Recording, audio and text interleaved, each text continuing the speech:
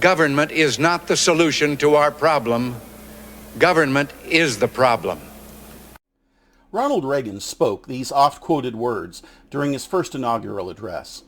He was specifically referring to out-of-control government spending, which had led to runaway inflation and economic recession.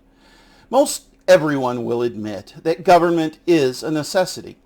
The differences come between those who say, as did Thomas Paine in Common Sense, quote, "Society in every state is a blessing, but government, even in its best state, is but a necessary evil, in its worst state, an intolerable one," unquote. And those who say a monolithic government that controls every aspect of people's lives, as in George Orwell's 1984, is the greatest thing since sliced bread. So the question becomes, what is the proper size and scale for a Republican form of government? How big is too big? The problem that a republic faces as it grows larger is that it becomes impossible for a large centralized government to remain close to and responsive to the people and their wishes and their needs. Madison addresses this in Federalists 55 and 56, where he discusses the appropriate number of representatives. He comes to this conclusion in the final sentence of Federalist 56. Quote, "A representative for every 30,000 inhabitants will render the House of Representatives both a safe and competent guardian of the interest which will be confided to it," unquote. The United States, on the other hand, has roughly 325 million people with 535 representatives between the House of Representatives and the Senate. That means we have one representative for about every 600,000 people in the nation. This clearly is a problem, and perhaps part of why we have so much political conflict. James Madison warned of what we refer to as the tyranny of the majority in a letter to James Monroe. Quote, "There is no maxim, in my opinion, which is more liable to be misapplied, and which therefore needs more elucidation than the current one, that the interest of the majority is the political standard of right and wrong. Taking the word interest as synonymous with ultimate happiness, in which sense it is qualified with every necessary moral ingredient, the proposition is no doubt true. But taking it in the popular sense, as referring to immediate augmentation of property and wealth, nothing can be more false. In the latter sense, it would be the interest of the majority in every community to despoil and enslave the minority of individuals, and in a federal community, to make a similar sacrifice of the minority of the component states.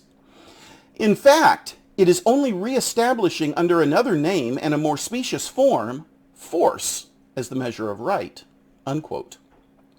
The tyranny of the majority that we have right now is evident in this. The hugely populated cities in our nation are overwhelmingly leftist and are taking the nation in a direction that most of it does not want to go. USA Today reported that Biden won 509 counties, while Trump won 2,547 counties. That means Biden became president, yet only won 16.7% of the counties in the nation. At his best, Obama only won 28% of the counties in the nation. What that means is that a very small area of concentrated people are controlling the people who live in the lion's share of the nation's land. That is the tyranny of the majority.